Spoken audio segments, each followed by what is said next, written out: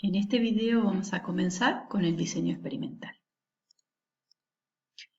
¿Qué es un experimento? El diseño de un experimento es la secuencia completa de pasos que el investigador planificó de antemano para asegurar la obtención de datos apropiados que puedan ser analizados de manera objetiva con el propósito de obtener conclusiones válidas para un problema ya establecido. Existen dos grandes divisiones de tipos de experimentos, los observacionales y los experimentales. Los observacionales son aquellos cuando en un proceso ya existente se observan y se registran una o más variables experimentales. En este caso, el investigador no participa, simplemente observa y toma datos. Mientras que en los experimentos o en los diseños experimentales, los datos se obtienen luego de haber aplicado un diseño experimental dado. En este caso, el investigador, como planificó el diseño, realiza una intervención sobre su estudio y con esto obtiene los datos. Veamos en este esquema lo que hacemos. Nosotros tenemos una realidad. En función de lo que vemos en esta realidad, planteamos un problema científico-tecnológico.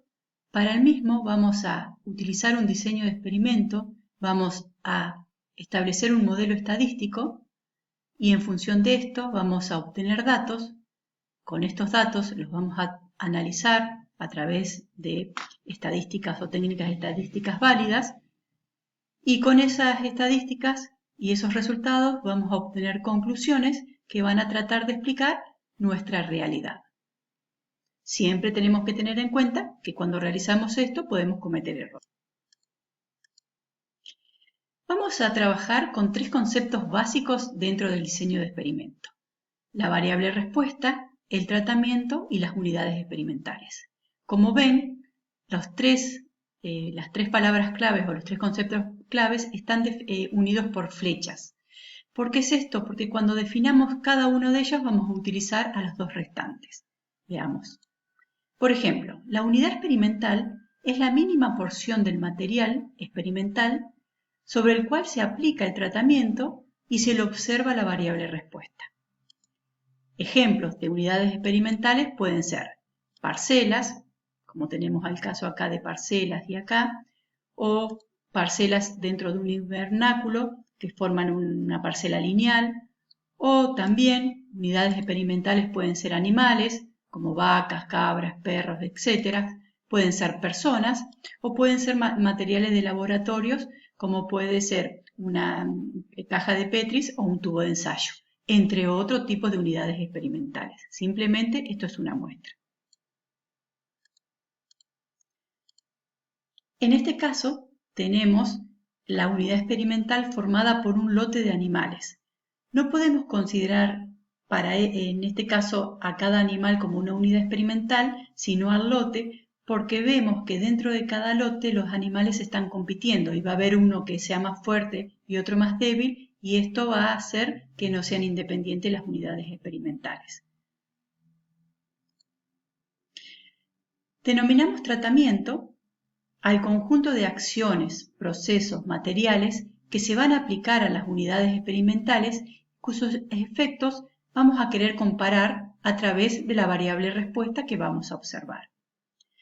Por ejemplo, son ejemplos de tratamiento, la distancia entre surcos para algún cultivo como por ejemplo el de maíz, o el agregado de algún fertilizante a nuestros cultivos, como por ejemplo puede ser el agregado de nitrógeno o el no agregado, o distintos niveles del mismo. También podríamos considerar otro ejemplo de tratamiento a la cantidad de plantas por surco para un determinado cultivo, o si se riega o no, es decir, riego o secano, el cultivo.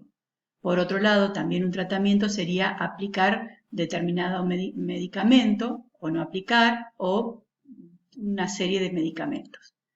Otro ejemplo válido sería diferentes tipos de balanceado para alimentar a una determinada raza animal.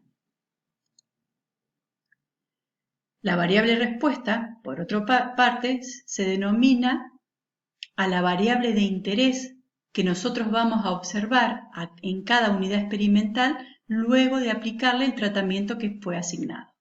Como ejemplos tenemos el rinde del cultivo, el peso del animal, la altura de planta. En particular, lo que vamos a aplicar, nuestra variable respuesta va a ser una variable de tipo cuantitativa continua y va a tener distribución normal. Ahora vamos a introducir los principios básicos de un diseño de experimento. Estos son la repetición, la aleatorización y el control local. Entendemos como repetición al conjunto o al número de unidades experimentales al cual se le ha aplicado el mismo tratamiento. La repetición nos sirve porque nos permite reproducir los resultados. Además, nos proporciona cierto grado de seguridad contra los resultados que no son normales, debido a accidentes o cosas no previstas. Por otro lado, proporciona las medidas para estimar la varianza del error experimental. Y además, proporciona la posibilidad de aumentar la precisión de la estimación de las medias de los tratamientos, pues se disminuye así el error de estimación. El otro principio básico es la aleatorización. Entendemos por aleatorización al proceso de asignación de los tratamientos a las unidades experimentales de forma aleatoria, de manera que todas las unidades experimentales tengan las mismas probabilidades de recibir cualquier tratamiento. Fisher señaló respecto a la aleatorización que la sola aleatorización proporciona estimaciones válidas para el error experimental. La asignación aleatoria simula el efecto de independencia y permite proceder como si las observaciones fueran independientes y con distribución normal. Por otro lado, otros autores como Cochrane y Cox justifican la aleatorización para eliminar los sesgos que surgen a la hora de comparar tratamientos, debido a que la asignación sistemática de los tratamientos a las unidades experimentales van a minimizar estos sesgos. El último principio básico que tenemos que tener en cuenta es el que se denomina control local. El control local va a permitir ciertas restricciones en la asignación aleatoria de los tratamientos con el fin de reducir el error experimental. Más adelante, cuando veamos diseños en bloques, vamos a comprender la aplicación del control local. Por último, voy a explicar lo que es el error experimental que utilicé anteriormente. El error experimental describe la variación de la variable respuesta entre las unidades experimentales tratadas de manera idéntica e independiente.